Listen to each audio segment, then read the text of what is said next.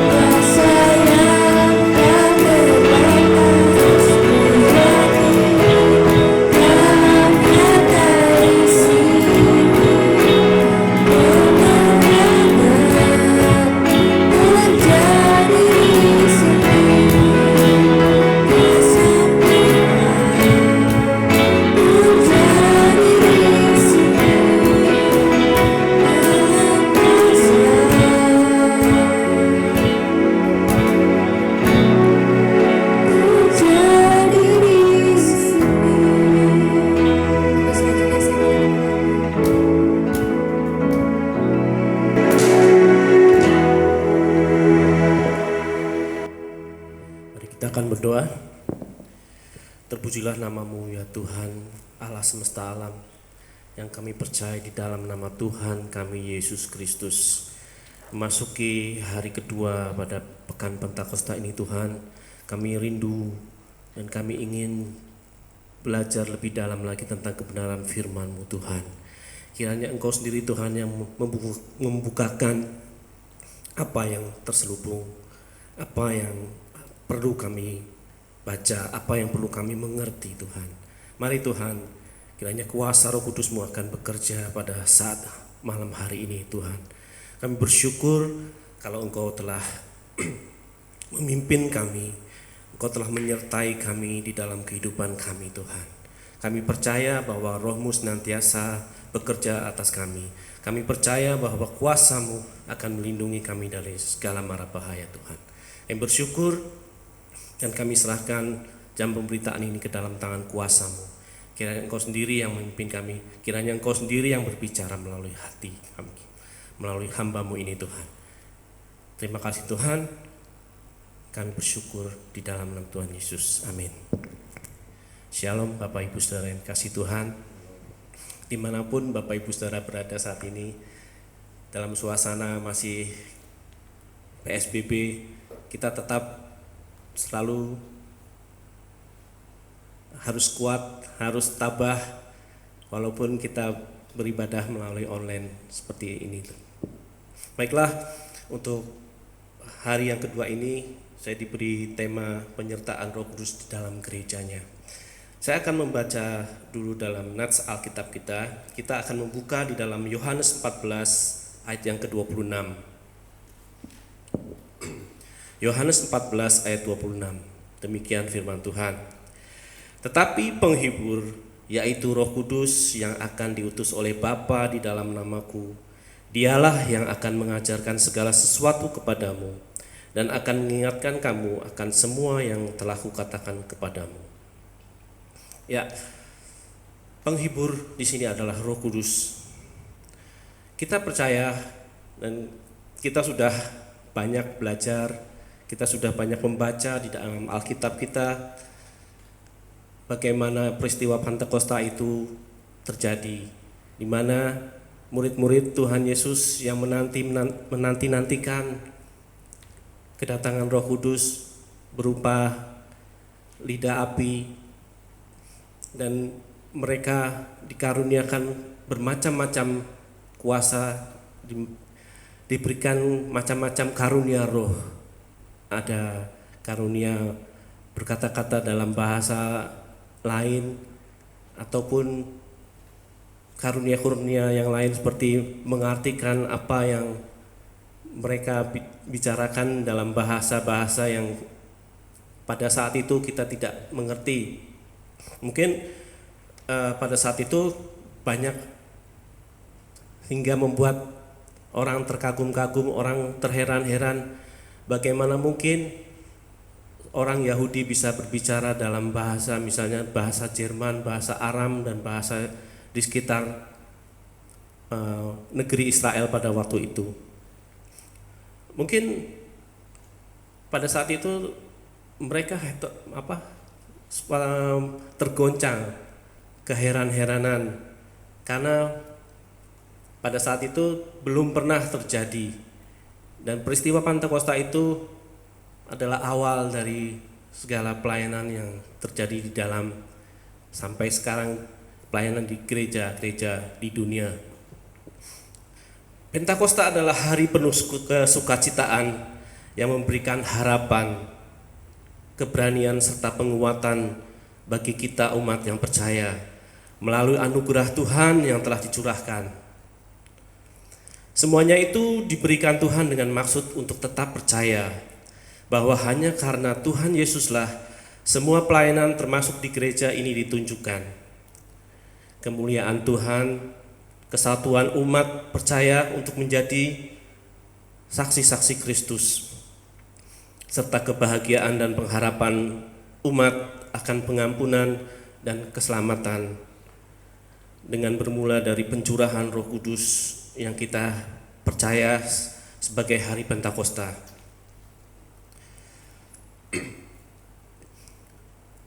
berbicara masalah keberanian. Pada saat itu sebelum Roh Kudus turun, sebelum murid-murid Tuhan itu mendapatkan pengurapan Roh Kudus, mereka adalah ya manusia-manusia seperti kita, seperti sekarang ini. Mereka juga mengalami ketakutan yang luar biasa. Di Yohanes dikatakan bahwa mereka mengunci pintu. Itu kenapa? Karena mereka ketakutan. Ketakutan dalam hal apa? Waktu itu peristiwa setelah Yesus disalib, terjadi ketegangan di antara anak-anak Tuhan. Pada saat itu mereka tergoncang imannya.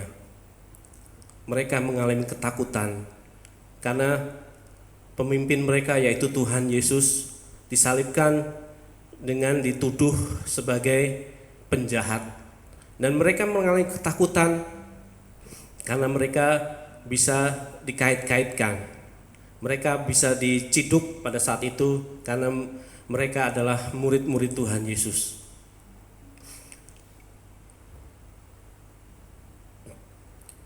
Para murid memang masih seperti manusia biasa seperti kita. Kita juga mengalami ketakutan seperti saat ini. Ya, kita dapat merasakan ketakutan seperti saat ini dalam hal corona. Mungkin kita nggak berani keluar, kita nggak berani kemana-mana. Memang ada beberapa dari teman-teman kita yang nekat untuk berbelanja ke mal-mal dan sebagainya. Tetapi kalau seandainya mereka terkena, pasti mereka juga akan merasakan ketakutan yang luar biasa. Karena kalau sudah terkena COVID itu, mereka biasanya dikucilkan dari lingkungannya dan sebagainya. Mereka merasa takut, kita pun merasa takut. Kejadian pada saat itu, pada saat sebelum Roh Kudus diturunkan, murid-murid Yesus mengalami ketakutan. Sehingga pada saat itu Tuhan Yesus mendatangi mereka melalui batas ruang dan waktunya. Tuhan Yesus sudah bangkit pada saat itu menyapa mereka. Tuhan Yesus bisa menembus tembok. Kalau mungkin bisa diartikan mungkin seperti hantu ya. Tapi Tuhan Yesus bukan hantu. Tuhan Yesus bangkit dengan tubuh kemuliaannya. Dia bisa dirasakan. Bahkan murid-muridnya bisa meraba dia, mencucukkan tangannya ke lubang bekas paku di tangan Yesus. Luka-luka di tempat Yesus di mana dilukai, mereka bisa merasakan.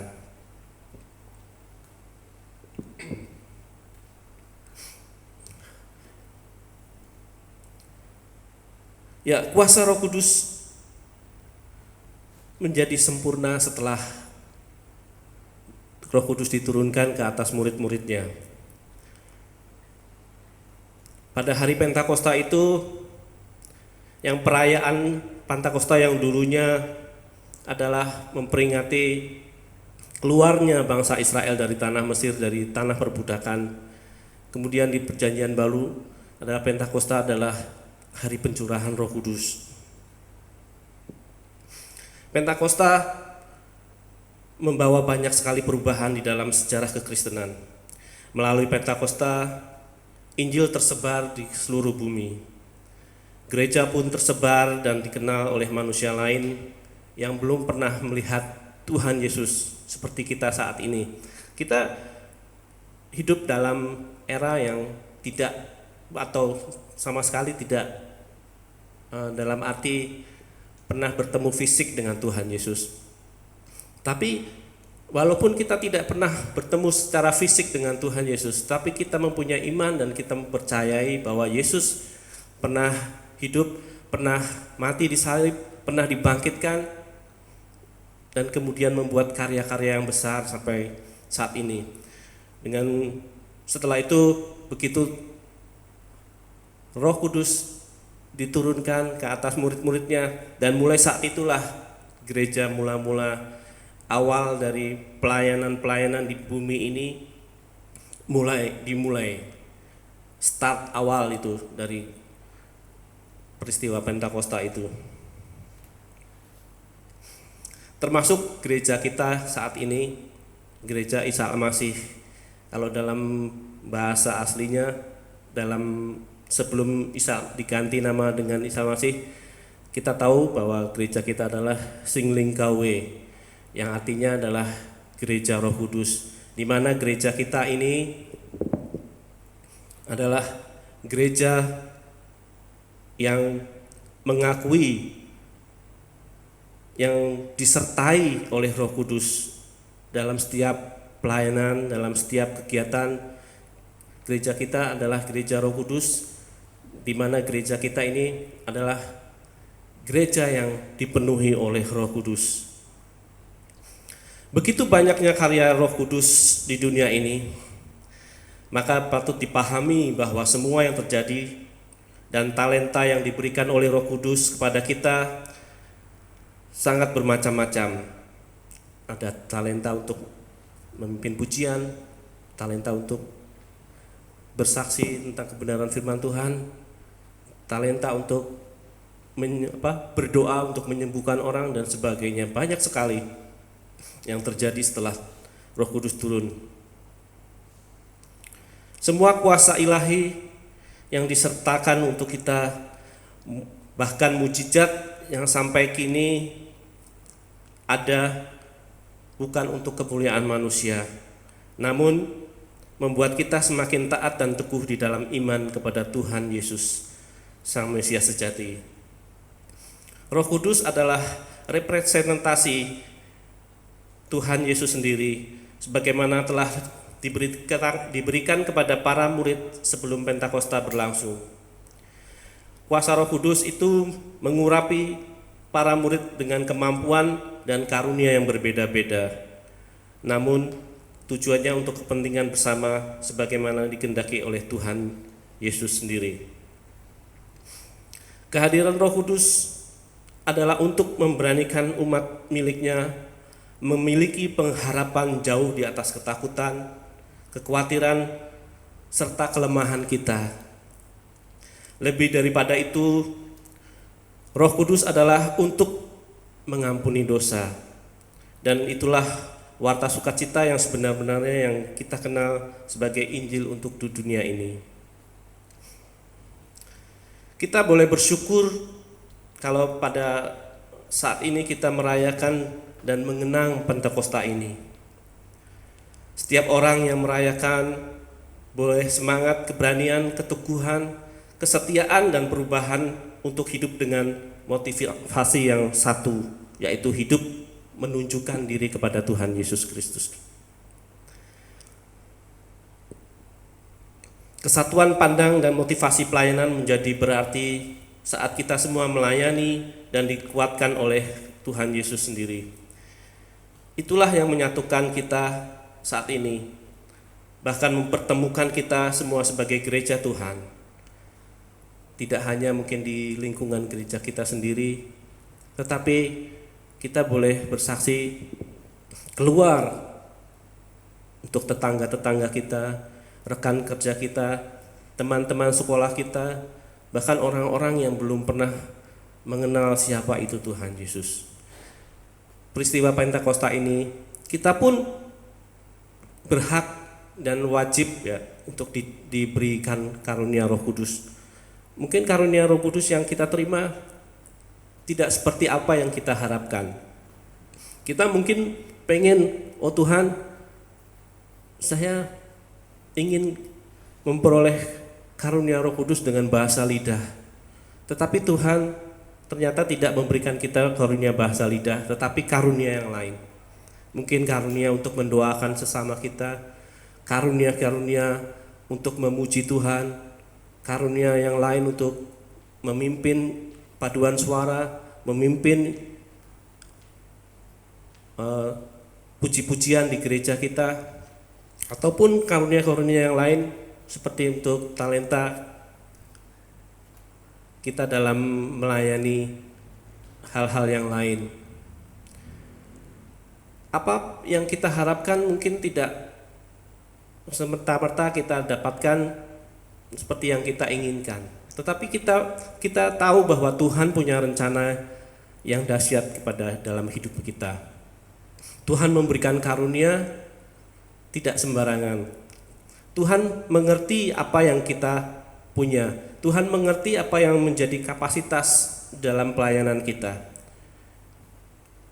Mungkin saat ini Bapak Ibu Saudara sekalian ataupun anak-anak remaja di gereja kita mungkin belum menemukan talenta atau karunia apa yang saat ini ataupun kita bisa melayani Tuhan dengan talenta kita. Kita belum ketemu. Tapi percayalah bahwa satu saat nanti Tuhan akan menunjukkan karunia Roh Kudus itu di dalam kehidupan kita.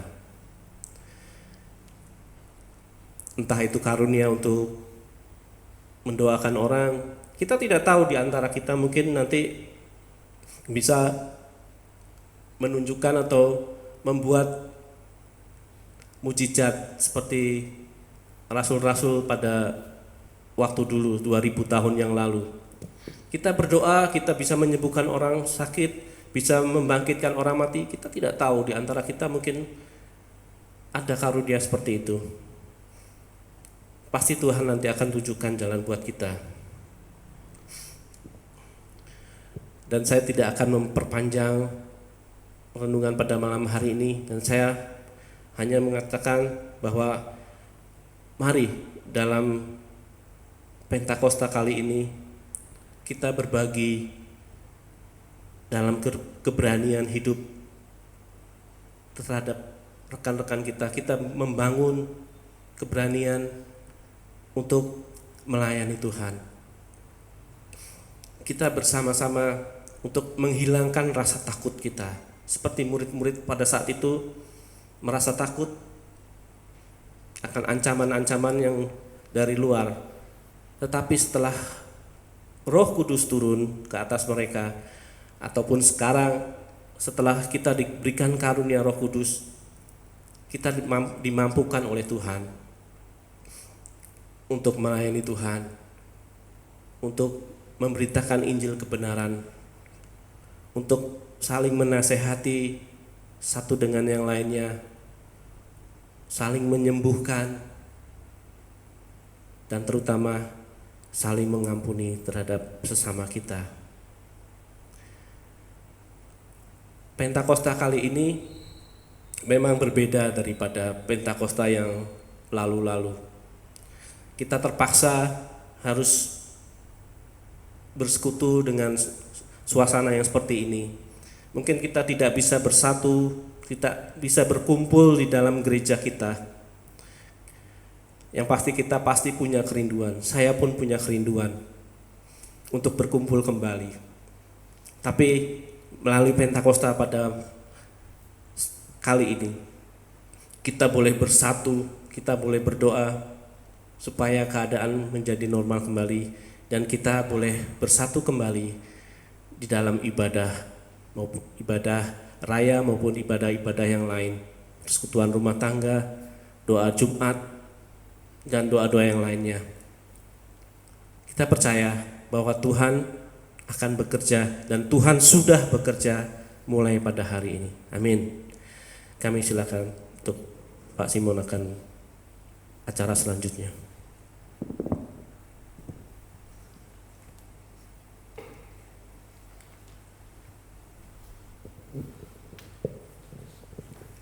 Mari kita akan responi firman Tuhan buat berkat Roh Kudus yang dicurahkan di tengah-tengah kita.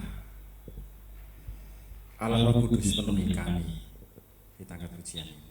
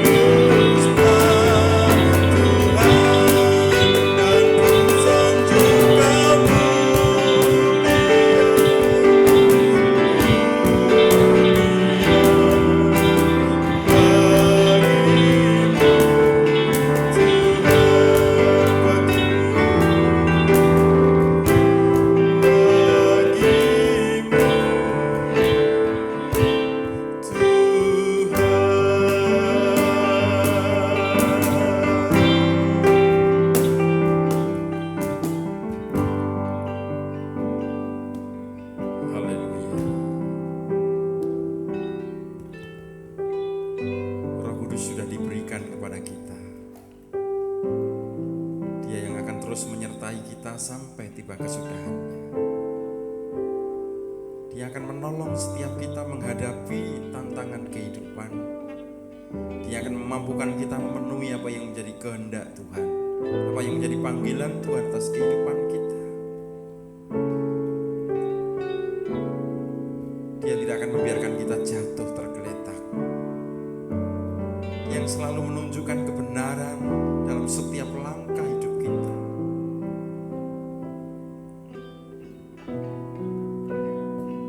Kita patut bersyukur kalau kita tidak dibiarkan menjadi yatim piatu. Kita tidak dibiarkannya berjalan sendiri, bergumul sendiri. Tuhan selalu ada bagi kita.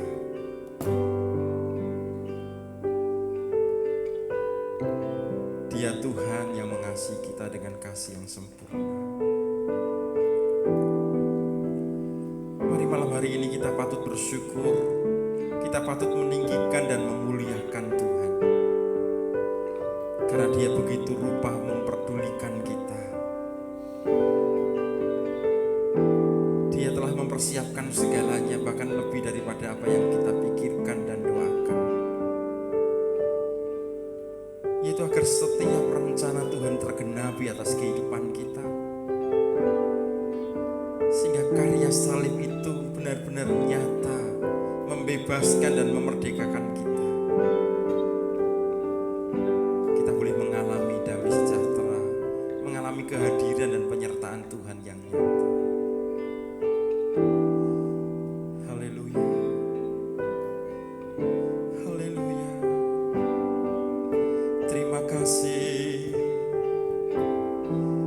Terima kasih buat Roh Kudus-Mu,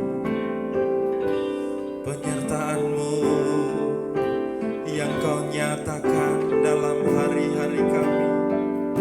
Sekalipun kami tidak menyadari, sekalipun bahkan kami tidak mengingininya, Engkau Tuhan yang terus berkarya. Engkau yang menyentuh hati dan melembutkan hati kami. Engkau yang menyadarkan kami atas rencana-Mu. Engkau yang membawa kami kembali dalam rencana-Mu yang indah. Terima kasih. Ku bersyukur Tuhan.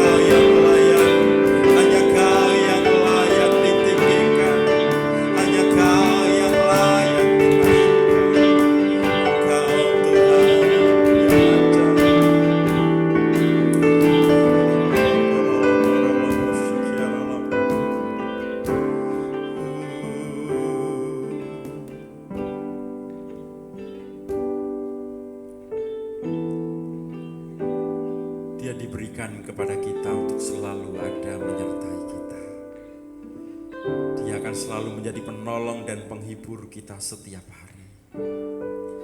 Oleh karena itu jangan andalkan kekuatanmu sendiri.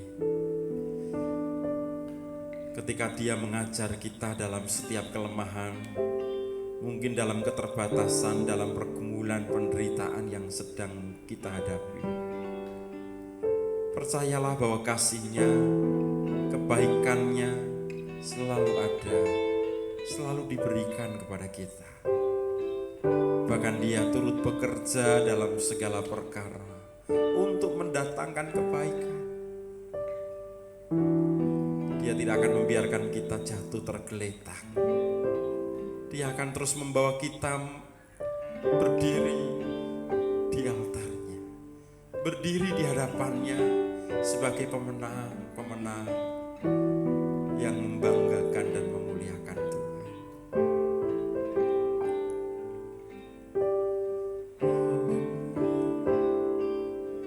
Mari saudara, ambil keputusan dan ambil komitmen kita untuk selalu dengar-dengaran, untuk selalu bangga menjadi orang percaya, sebab kita ada dalam rencana Tuhan. Selalu bangga dengan segala keberadaan kondisi kita, karena kita percaya Tuhan mampu, Tuhan sanggup membawa kita menggenapi rencananya. Sebab bukan kuat gagah kita. Ya, Tuhan tidak mencari orang-orang yang kuat. Tuhan tidak mencari orang-orang yang pandai untuk menolong Tuhan, untuk membantu Tuhan. Tapi Tuhan mau mencari orang-orang yang bersedia dipakai, yang bersedia menjadi mitra, yang bersedia untuk dipimpin menggenapi rencananya yang indah bagi kita. Mari satu pujian kembali kita nyatakan. Tak usah ku takut, El Shaddai, Dia Allah yang maha kuasa. Dia akan membawa hidup kita selalu indah, selalu berarti, bermakna. Ya, tak usah ku takut, Allah menjagaku. Tak usah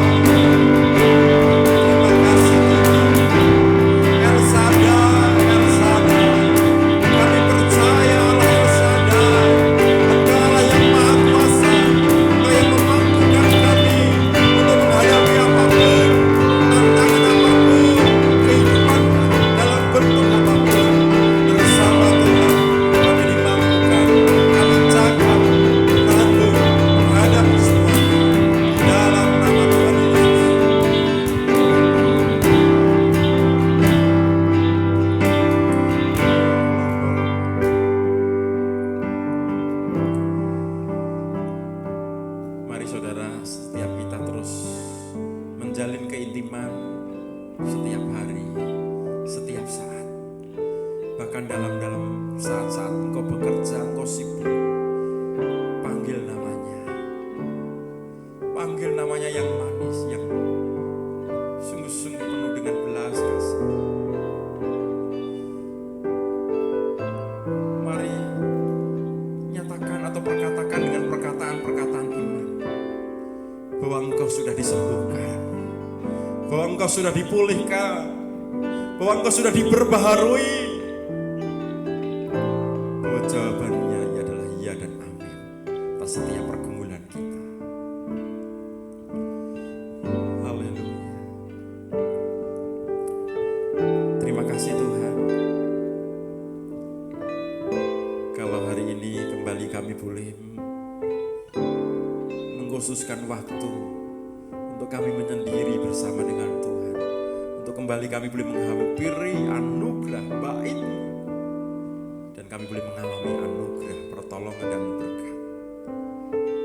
Mampukan kami terus hidup dalam belas kasih Tuhan, mampukan kami terus hidup dalam janji Tuhan, untuk kami terus melangkah dalam kuasa Roh Kudus.